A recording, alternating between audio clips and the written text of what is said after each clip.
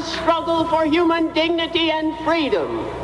I am here to represent the struggle that has gone on for 300 or more years, a struggle to be recognized as citizens in a country in which we were born. I have had about 40 or 50 years of struggle, ever since a little boy on the streets of Norfolk called me a nigger. I struck him back. Yeah, she struck him back. She said ever since, called her the N-word. You heard her, we tried to bleep it a little bit, but that was the reality for many blacks, far too many blacks, most blacks of Ella Baker's generation. Her grandmother was a slave and had been whipped for refusing to marry the man that her slave owner wanted her to marry, her enslaved grandmother. This woman comes from a long line, Ella Baker, of fighters, and she was very prominent in the movement, believing that strong people don't need just one leader. It was a big proponent of organizing. Take a look at this. I had to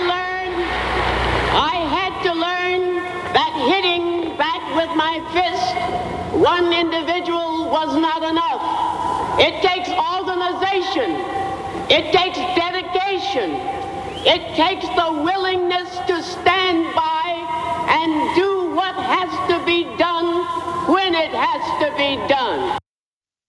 Doing what needs to be done when it has to be done. Organization, organization. And let's put up this quote from Ella Baker. Remember, we are not fighting for freedom of the Negro alone, but for the freedom of the human spirit, a larger freedom that encompasses all mankind. Ella Baker, civil rights leader, freedom fighter, and an organizer in all of her glory. We will revisit her again. I have to go quickly through that, but man, I love me some Ella Baker, and all the true freedom fighters of that generation really, really do. And you know what? She attended at Shaw University in Raleigh, North Carolina. She was born on December 13th in 1903. She actually died on December 13th as well. Can you imagine that? She stood up, she helped young people. She really did believe in the power of young people to organize. And again, she did not believe in big eyes and little youth.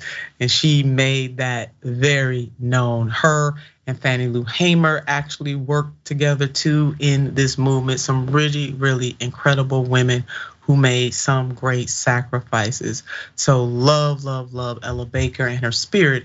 And we need to talk about her a lot more. If you are just being introduced to Ella Baker, I encourage you to dig a little deeper and look at all the great work that she did during the civil rights movement.